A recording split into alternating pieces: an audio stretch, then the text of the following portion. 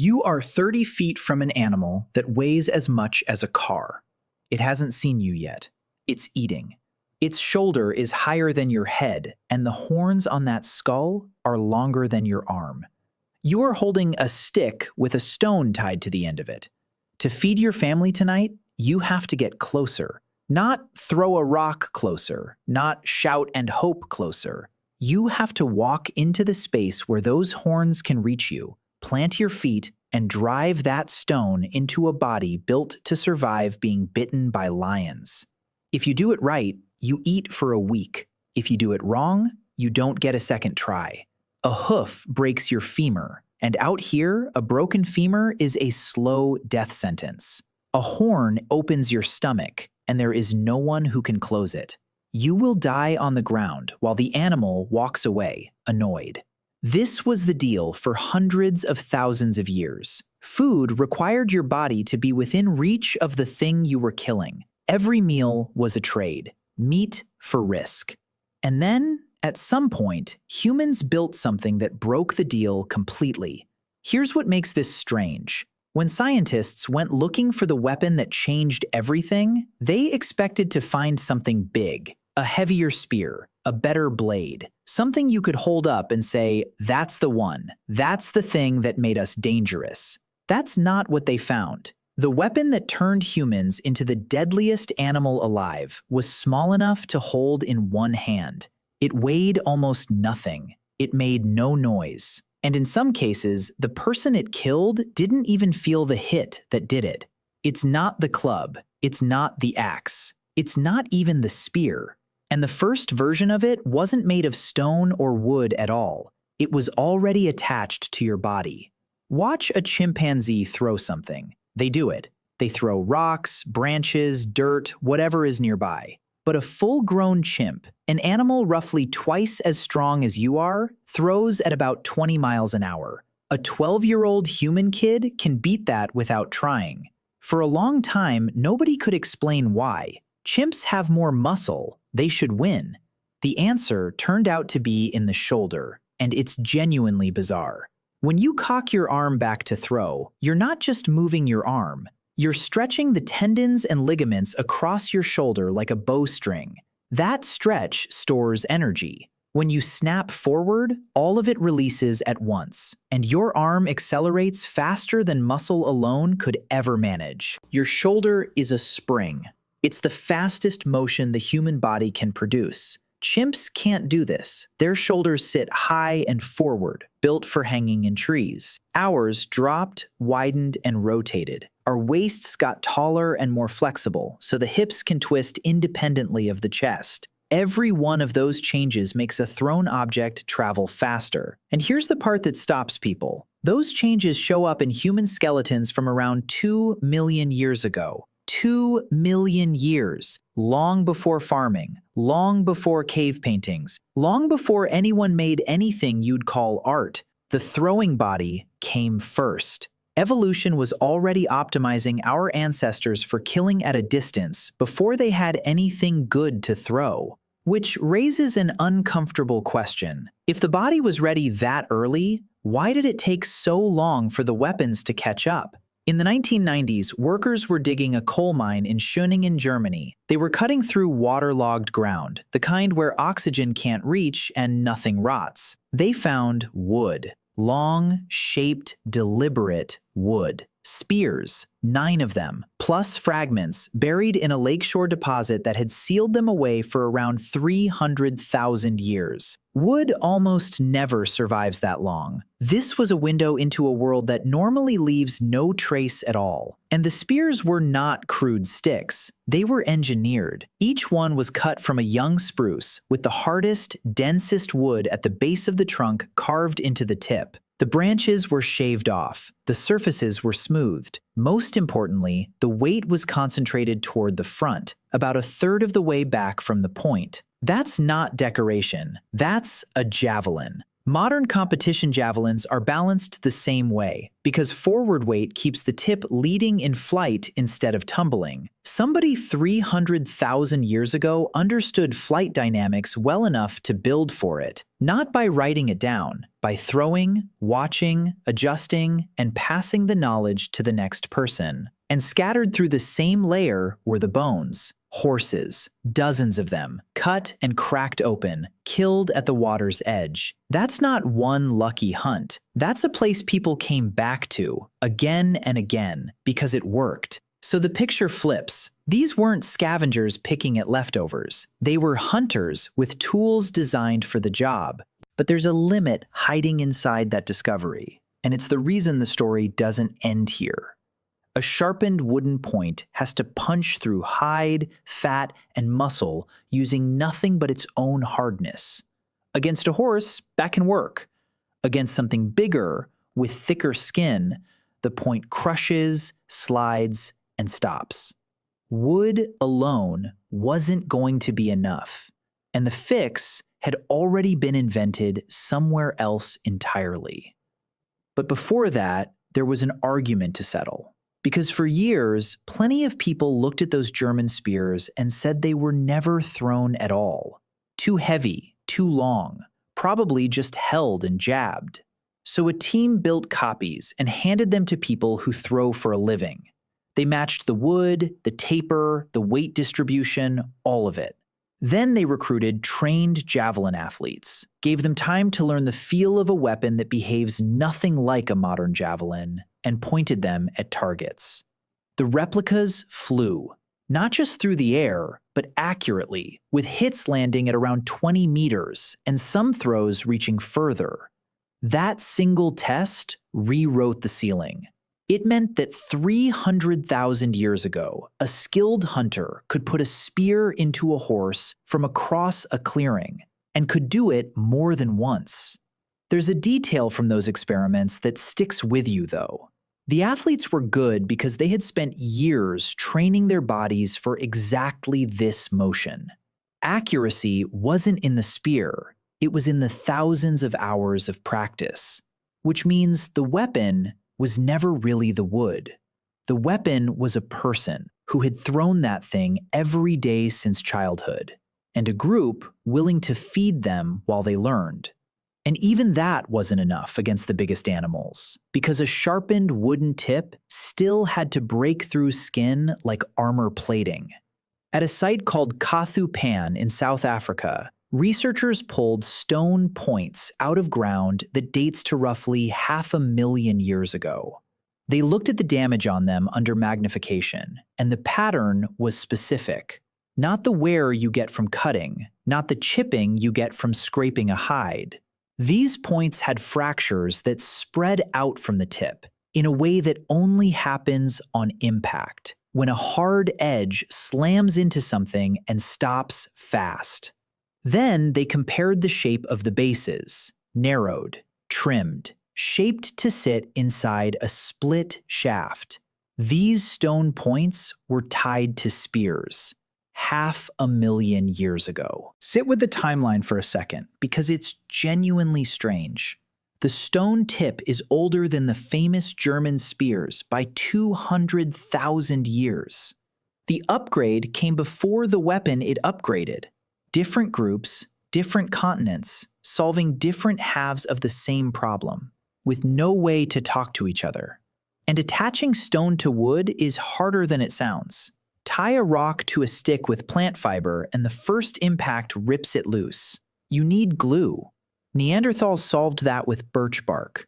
You heat the bark without letting it burn in a low oxygen space, and it sweats out a black tar that hardens like resin. Get the temperature wrong, and you get ash. Get it right, and you get an adhesive strong enough to hold a stone point through a kill. That's a multi-step chemical process, memorized, with no writing and no way to see inside the fire. So now the spear has a stone head, it punches deeper, and it does something a sharpened stick can't do at all, which is where the killing actually starts to change. Here's a thing most people get wrong about ancient weapons.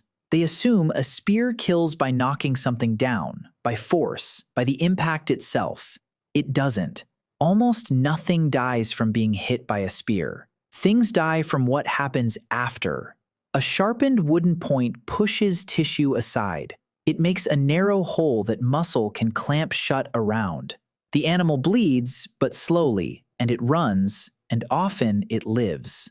A stone edge does something different. Stone flakes to an edge finer than surgical steel, thin enough that it slices cell walls apart instead of tearing them. A stone-tipped spear doesn't just make a hole. It opens a wide cut through everything in its path, and it keeps that cut open. Blood vessels that would have pinched closed stay severed. Lungs fill. Pressure drops. The animal doesn't fall down because it was hit. It falls down because in the next few minutes, its body runs out of blood to circulate. That changes what a hunter has to do. You no longer have to win a fight. You have to land one good cut and then be patient. And patience is something humans are freakishly good at. Follow the blood. Read the tracks. Wait while the animal's own body finishes the job you started. That is the moment hunting stops being a wrestling match and starts being a process.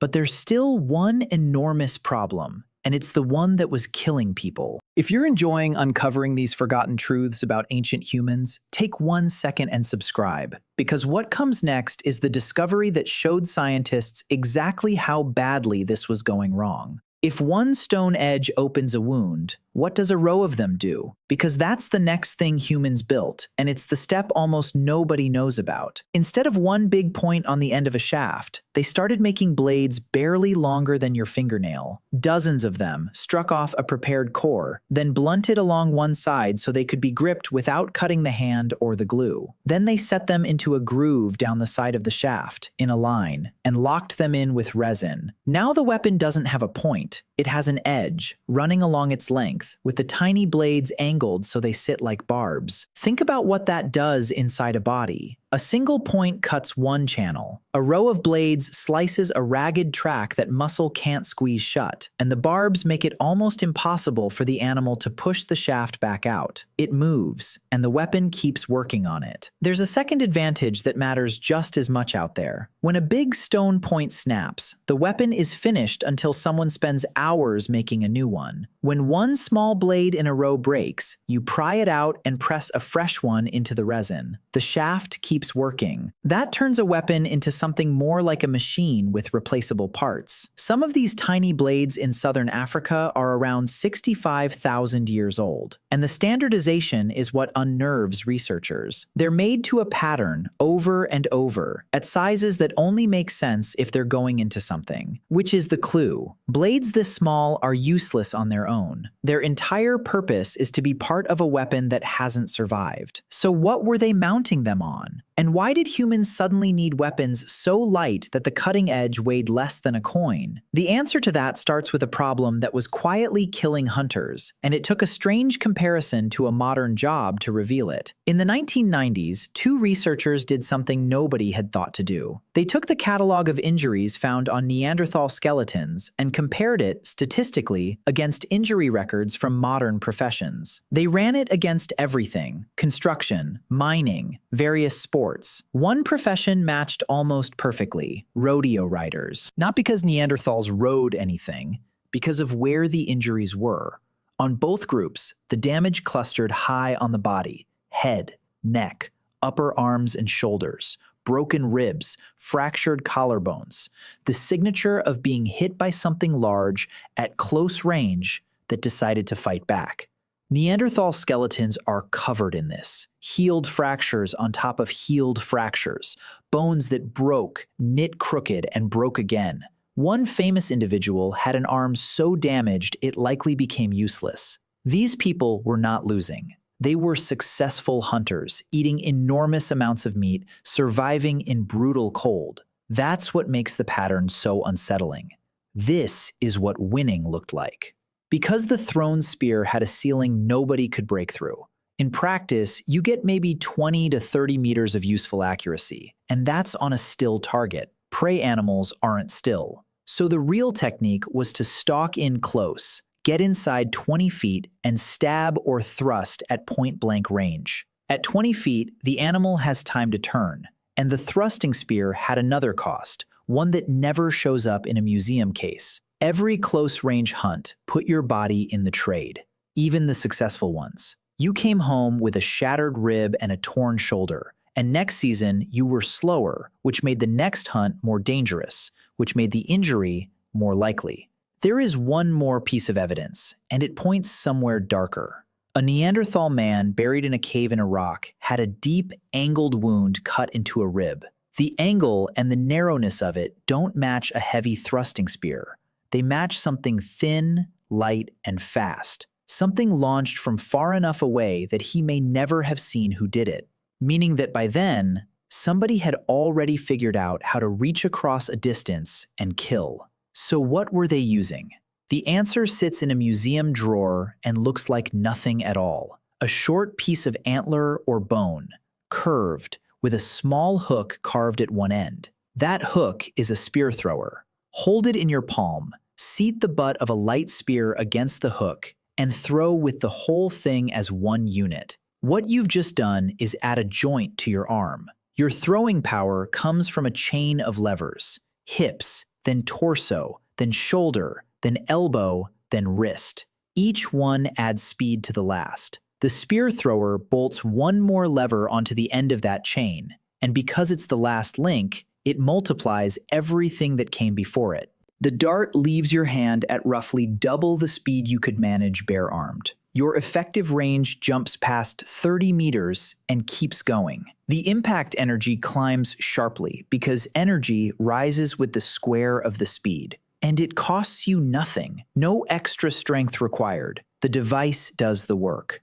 The clearest surviving examples come from Ice Age Europe, carved from antler around 17,000 years ago. And some of them are decorated with animals so precisely observed you can identify the species. A tool that lethal, and they still made it beautiful. But the spear thrower has a flaw, and if you've ever tried one, you know it immediately. The throwing motion is huge. You have to stand up. You have to swing your arm over your head. Your whole silhouette moves against the sky. In open grassland with a herd watching for movement, that's the difference between a hit and a stampede. And you carry darts as long as your body, which means you carry very few. So the range problem is half solved. Distance went up, concealment went down. To fix both at once, someone had to find a way to store energy outside the human body entirely and release it without moving at all. This is the weapon. Take a stave of springy wood, bend it, and hold that bend with a string. The wood fights back the whole time, and every bit of that fight is stored energy sitting there, waiting. Now let go. The limbs snap straight in a fraction of a second and dump everything into a shaft that's barely heavier than a pencil. It leaves faster than your arm could ever throw it. The bow is not a stronger version of throwing. It's a completely different idea. Your muscles do the work slowly, over a couple of seconds, and the wood releases it all at once. You are, in effect, storing your strength and then spending it faster than your body can.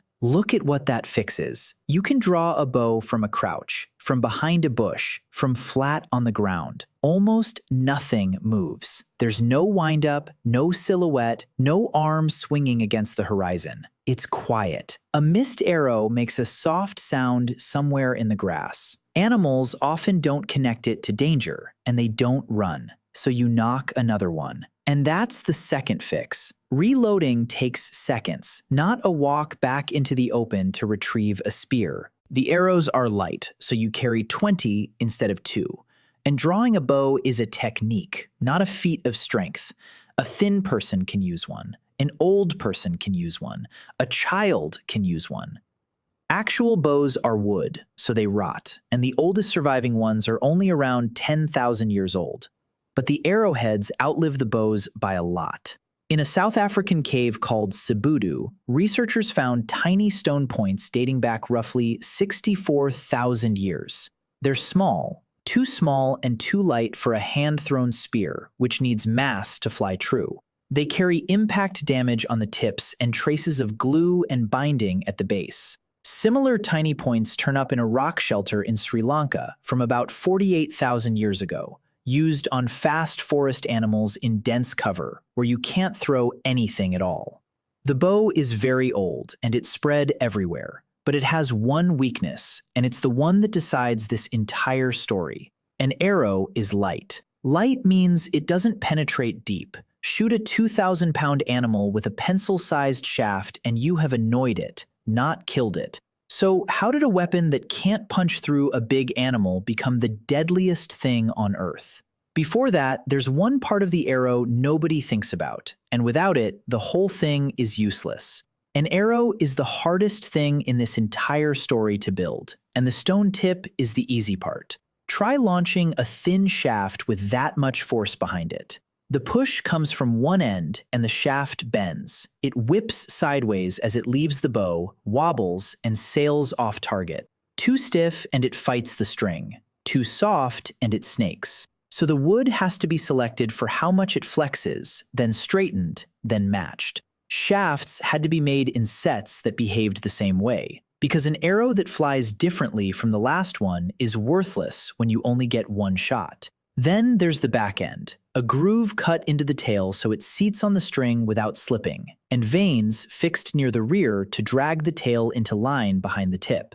That's what stops the wobble. The back of the arrow is constantly being pulled straight by the air. We can actually see this. At a site in northern Germany, waterlogged ground preserved pine arrow shafts from around 10,000 years ago, and the details are all there in the wood. Cut nocks, shafts built in two pieces so the front section could be swapped.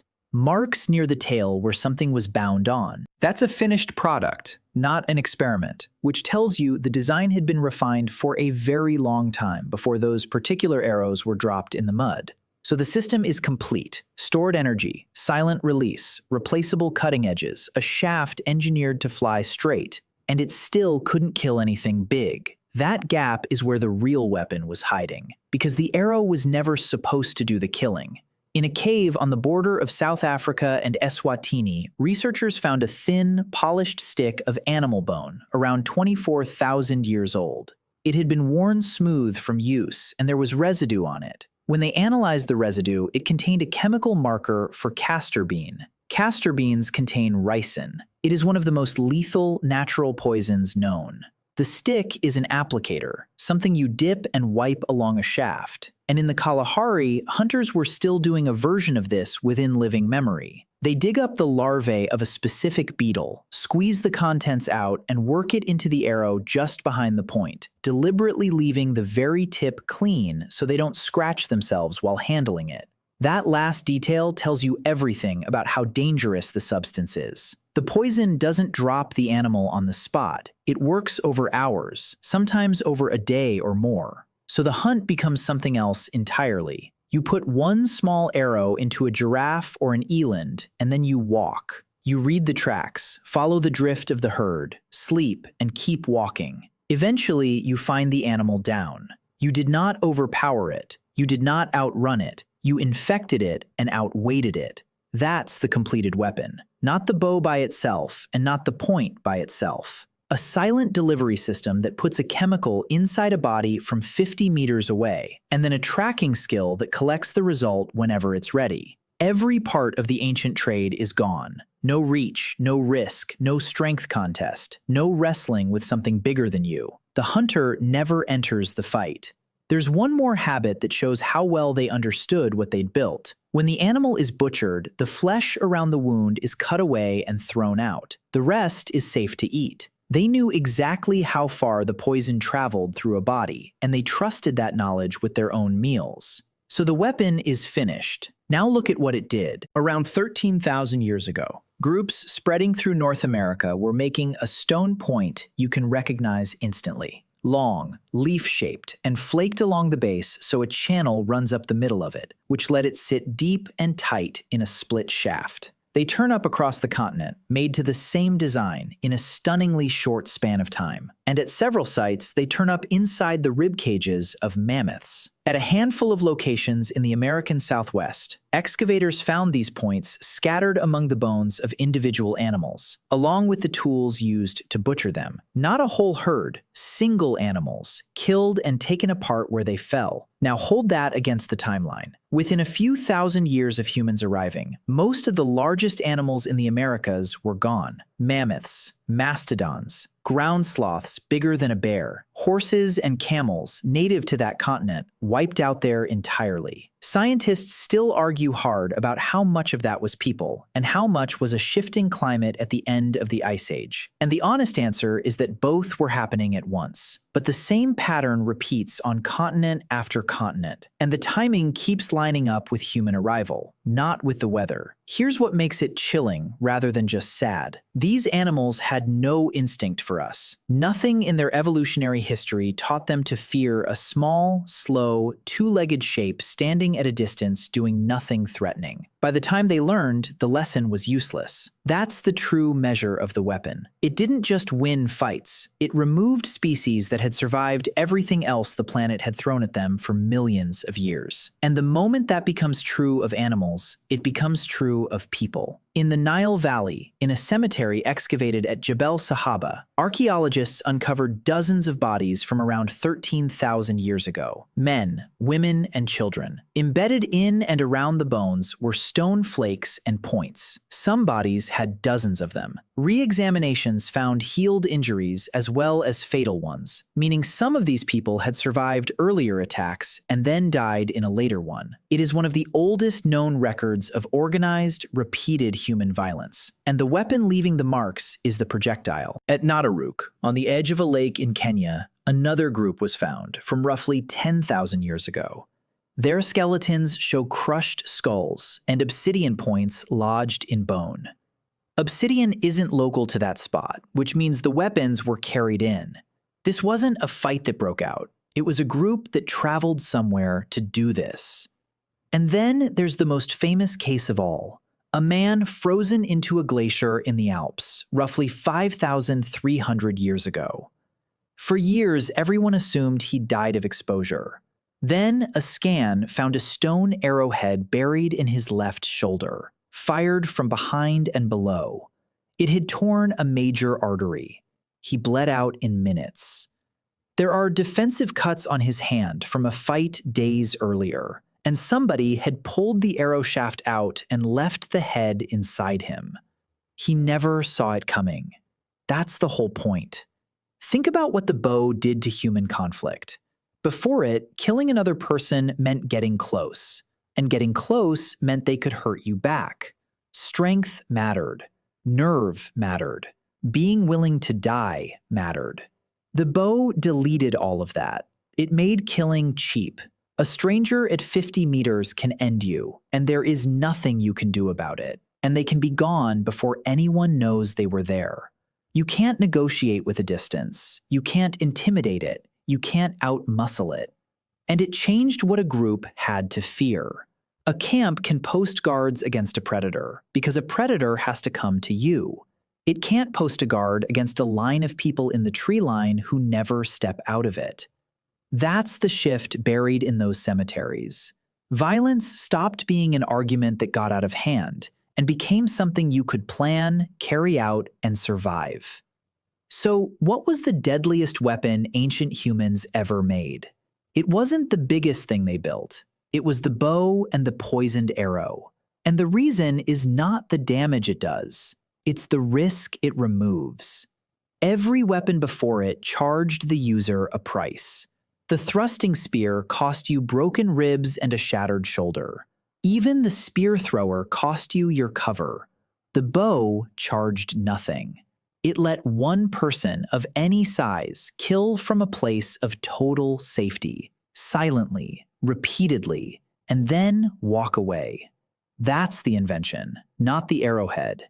The idea that you can take a life without putting your own into the trade. And once that idea existed, nobody ever gave it up. Everything that came after is the same thought, built larger, longer range, less exposure, more distance between the hand that decides and the body that pays. The rifle is that idea. The missile is that idea. The drone circling somewhere you can't see is that idea, running on the same logic worked out by someone crouched in tall grass with a bent stick and a string. You still live inside that world.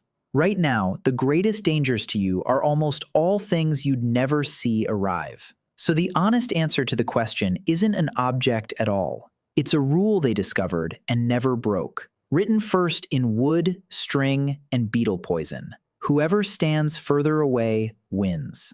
They found the deadliest weapon a long time ago. We just keep making it reach further. A simple wooden stick, barely 2 feet long. No blade, no edge. And yet, it may have killed more than almost any weapon that came after it.